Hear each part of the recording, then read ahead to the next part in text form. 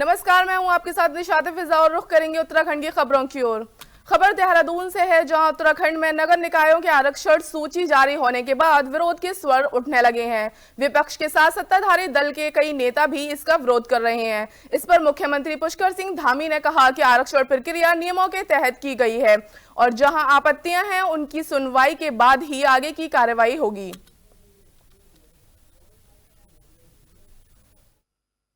सत्ता पक्ष विपक्ष सब में ये नाराजगी भी दिख रही है। देखिए, आरक्षण का अपना एक नियम होता है। उस नियमों के तहत और जो आयोग होता है, आयोग गठित होता है, उसके अनुसार ही आरक्षण होता है।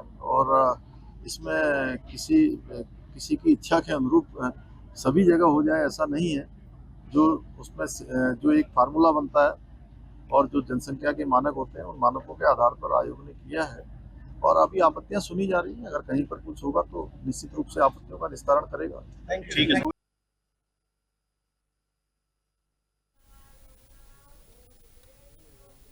खबर रुड़की से है, जहां Swami Vivekananda college of education के बाहर दो किसान संगठनों के कार्यकर्ता अपने सामने आ गए और जमकर नारेबाजी हुई। भाकियू क्रांति में कॉलेज प्रबंधन पर नौकरी के नाम पर ठगी का आरोप लगाया, जबकि भाकियू बलराम ने भाकियू क्रांति पर ब्लैकमेलिंग और किसान शोषण के आरोप लगाए। भाकियू क्रांति के राष्ट्रीय अध्यक्ष विकास सैनी ने ठगी के शिकार लोगों का पैसा लौटाने की मांग की। वहीं भाकियू बलराम के अध्यक्ष डॉक्टर रवि चौधरी ने सड़कों पर प्रदर्शन की बजाय कानूनी कार्रवाई की बात कही। बंधुओं को प्रणाम। और दूसरी बात, आपका एहसानमंद हूं, कम से कम आप मेरी बात सुनने आए। आदेश करें भाई साहब, क्या सब उनके क्या आरोप है, मैं जवाब दूंगा। किसान संगठन पिछले कई दिनों से लोग बैठे हुए हैं, उनके आरोप है कि पुलिस पे भ्रष्टाचार के आरोप हैं, कई करोड़ रुपए कह रहे हैं कि भर्ती के नाम पर लिए गए हैं। उसको लेकर आरोप लगाए गए इनके द्वारा। वो झूठ बोल रहे हैं, वो झूठ बोल रहे हैं। उनके पास अगर अपने किसी भी आरोप को सिद्ध करने के लिए कोई सबूत है तो साबित करें, कोतवाली जाएं, कोर्ट जाएं। भाई साहब, मैंने देश में थाना कचहरी सुनी है, किसान कचहरी पहली बार देख रहा हूं। और देश में किसान के खिलाफ किसान को पहली बार खड़ा हुआ आप लोग देख रहे होंगे।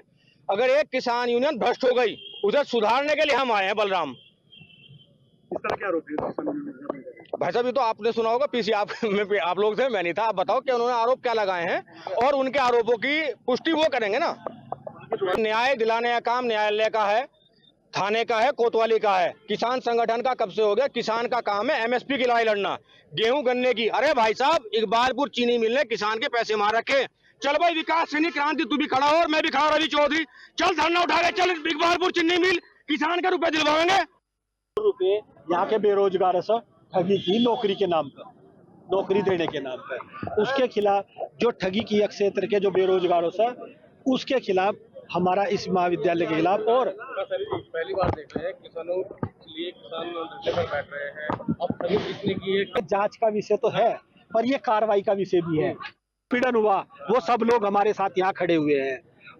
उनके पक्ष में ये धरना चलना को सीधा सीधा चैलेंज भी करता हूँ। अगर ये हमारे पास साक्ष्य के साथ है, ये अगर किसान सच्चे किसान है और सच्चे किसान के हितैषी हैं, तो पहला हमारे पास आवे और हमारे सब देखें। अगर हम झूठ बोल ले, हम इनकी बात को हम ये साबित नहीं कर पाते, तो हम इनके साथ खड़े होंगे। इनका पैसा दे दो संग, वो हमें थोड़ा ही चाहिए कुछ। हमारी लड़ाई सिर्फ ये है, वो इनसे सेटलमेंट कर ले। ये लोग हमें ये कह दे कि भाई हमारी समस्या का समाधान हो गया, तो बस हमारा समाधान हो गया। हम अपने लिए नहीं बैठे यहाँ, हम इन लोगों के लिए बैठे।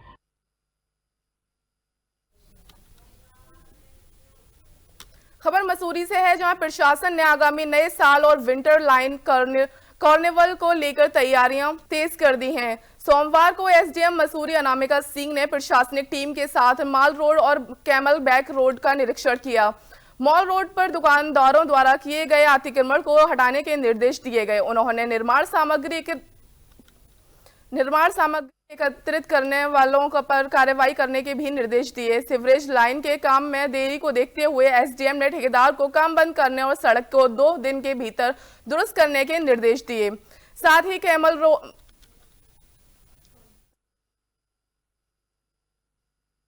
आ गया।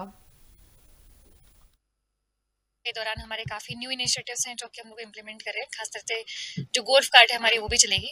तो इसमें हम लोग देख रहे हैं कि जो हमारी कैमल्स बैक रोड है तो उसमें गड्ढे कम हो, तो उन गड्ढों का भरान होगा।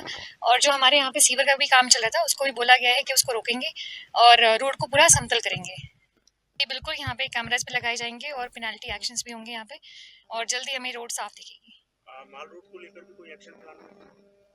मॉल रोड पे जो हमारे पार्किंग है उसको व्यवस्थित किया जाएगा। जो हमारे शॉप्स लग रहे हैं वो भी ठीक से व्यवस्थित रूप में लगेंगे और पर्यटकों के लिए सुविधा होगी।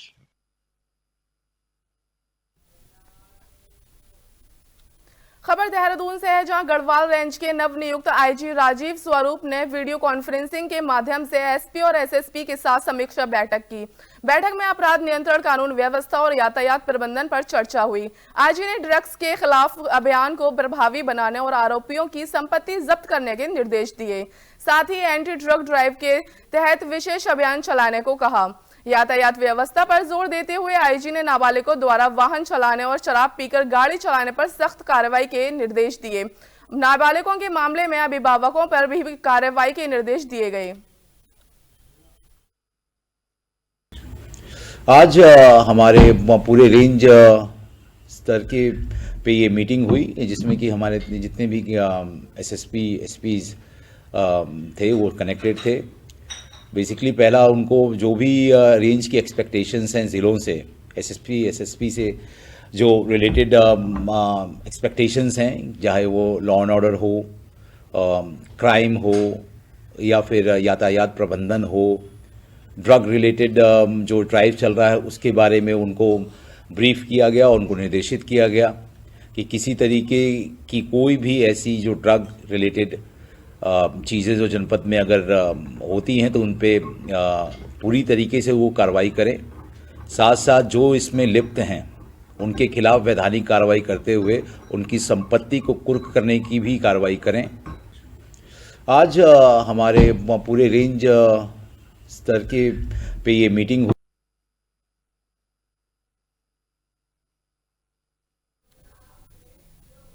खबर देहरादून से है, जहां मौसम विभाग ने अगले 5 से 7 दिनों तक प्रदेश में मौसम शुष्क रहने का अनुमान जताया है। मौसम वैज्ञानिक रोहित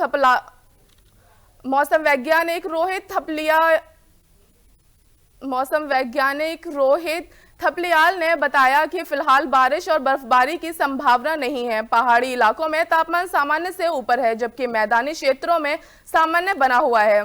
अगले 2-3 दिनों में तापमान में गिरावट के साथ ठंड बढ़ने के आसार हैं।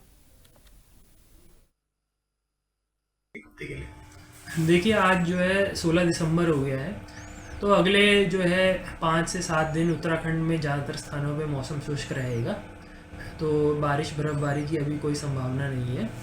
और तापमान की बात करें तो अभी जो प्लेन्स हैं उत्तराखंड के, वहाँ पर जो अधिकतम न्यूनतम तापमान सामान्य के आसपास चल रहे हैं, और लेकिन जो हमारे पर्वतीय क्षेत्र है वहाँ पर जो है तापमान वो सामान्य से ऊपर चल रहे हैं, अबव नॉर्मल चल रहे हैं मिनिमम टेम्परेचर और मैक्सिमम टेम्परेचर।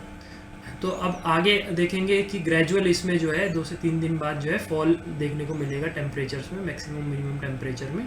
तो उसके चलते जो देखेंगे खासकर हिल्स में जो है टेम्परेचर्स जो है 3 से 4 डिग्री तक और फॉल होने की संभावना है। उसके कारण थोड़ी ठंड बढ़ सकती है। सर,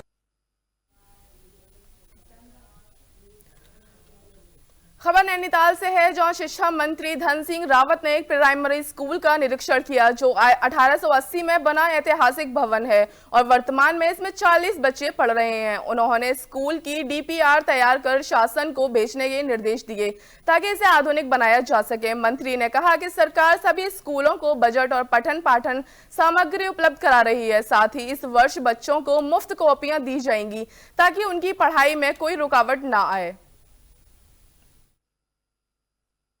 देखो, जो हमारा राजकीय प्राथमिक विद्यालय मल्लीताल का है, इसमें 40 से ज़्यादा बच्चे आज प्राइमरी में पढ़ाई कर रहे हैं और ये 1888 की स्कूल है।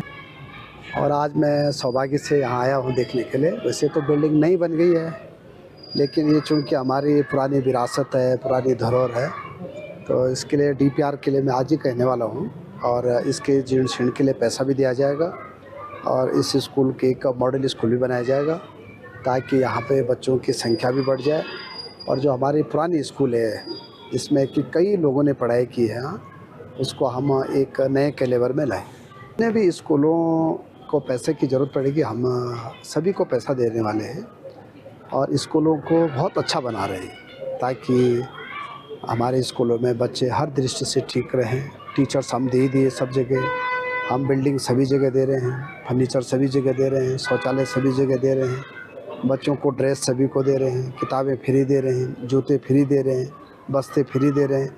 इस साल से आप बच्चों को कॉपियाँ भी फ्री देने का हमने निर्णय किया है और जहाँ भी स्कूलें थोड़ा सी टूट फूट रखे हैं उनको भी सब ठीक किया जाए।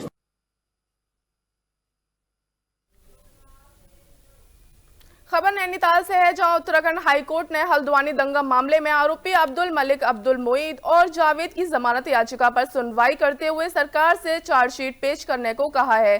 कोर्ट ने मामले की अगली सुनवाई 18 दिसंबर को तय की है। सरकार ने बताया कि चार्जशीट दायर हो चुकी है और आरोपियों को सेशन कोर्ट में जमानत के लिए अपील करनी चाहिए। वहीं मलिक की ओर से कहा गया कि सेशन कोर्ट ने उनकी जमानत याचिका खारिज कर दी थी, इसलिए हाईकोर्ट की इस पर सुनवाई करें। ये गलत लिखा हुआ है। ये आज हल्द्वानी बनभूलपुरा कांड से संबंधित बेलें थी और उसमें जो स्टेट के काउंसिल थे उन्होंने इनिशियल ऑब्जेक्शन ये लिया कि क्योंकि इसमें अब चार्जशीट फाइल हो चुकी है तो ऐसी स्थिति में पुनः सेशन कोर्ट को डायरेक्शन दिया जाए कि ये बेल पे सुनवाई करें। तो उसमें और सेकेंडली जो चार्जशीट है अभी फाइल के रिकॉर्ड में नहीं आई थी, जो ऑनरेबल हाई कोर्ट के रिकॉर्ड में, तो उसमें हमारा रिप्लाई ये था कि यही कोर्ट सुनवाई करे बेल की और जो चार्जशीट है वो रिकॉर्ड पे लाने के लिए निर्देशित करे। तो कोर्ट ने स्टेट को बोला है कि आप चार्जशीट रिकॉर्ड पे लाएं और इसको हम परसों यानी कि 18 की तारीख में। खबर हरिद्वार से है, जहां गंग नहर में कुछ युवक युवतियों द्वारा जो जान जोखिम में डालकर अर्धनग्न अश्लील वीडियो बनाने की सूचना मिलने पर पुलिस ने 2 युवतियों और 5 युवकों को हिरासत में लिया। एसएसपी परमेंद्र सिंह डोवाल ने कहा कि सोशल मीडिया मॉनिटरिंग के तहत पुलिस ने सख्त कार्रवाई की। युवक युवतियों ने अपनी गलती स्वीकार की और अपने अकाउंट डिलीट कर दिए। इन्हें चेतावनी देकर छोड़ दिया गया है, लेकिन भविष्य में ऐसे मामलों में सख्त कार्रवाई की जाएगी। थाना कलियार पुलिस ने आज एक अभियान चलाकर कुछ लोगों के द्वारा बीते कुछ दिनों में सोशल मीडिया पर लगातार कुछ वीडियो अपलोड जो किए जा रहे थे, उससे अपनी जो फॉलोअर्स को बढ़ाना की जो उनकी चाहत है उसको लेके कई बार वो अश्लीलता, साथ ही जान को जोखिम में डालने तक के वो करतब या स्टंट दिखाने की वो कोशिश कर रहे थे, जिससे अन्य लोगों में, जो समाज में अन्य लोग हैं, उनको पे भी बुरा प्रभाव उससे पड़ रहा था। और इस चीज़ को संज्ञान में लेते हुए थाना कलियर पुलिस के द्वारा, और लोगों की शिकायतें भी इस संबंध में थी, जो वहाँ लोग आते हैं कलियर में, उनके द्वारा भी ये शिकायतें थी, उनसे जो होने वाली असुविधा या उनसे होने वाले जो दुष्प्रभाव हैं उसको ध्यान में रखते हुए आज इनको पुलिस ने हिरासत में लिया था। इनको नोटिस भी दिया गया है और भविष्य के लिए इनको चेतावनी दी गई।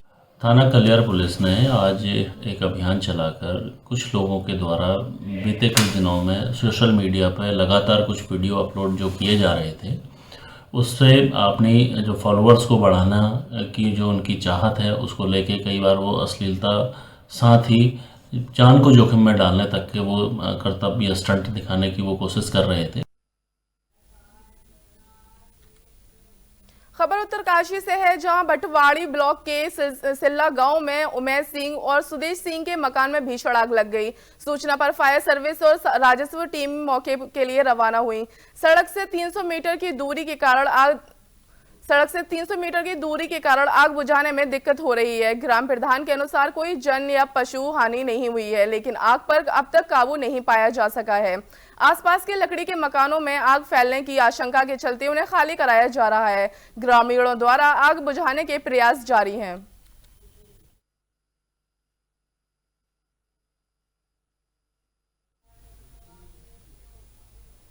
खबर उधम सिंह नगर से है। एसएसपी मणिकांत मिश्रा के निर्देशन में काशीपुर पुलिस और एसओजी टीम ने नशे के कारोबारियों के खिलाफ बड़ी कार्रवाई की।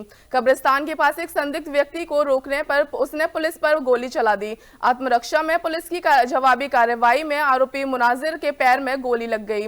उसी मौके पर गिरफ्तार कर लिया गया। मुनाजिर के पास से बड़ी मात्रा में अवैध स्मैक, तमंचा और कारतूस बरामद हुए हैं। आरोपी पर पहले से कई आपराधिक मुकदमे दर्ज हैं। एसएसपी मणिकांत मिश्रा ने कहा कि नशे के कारोबारियों को किसी भी हाल में बख्शा नहीं जाएगा।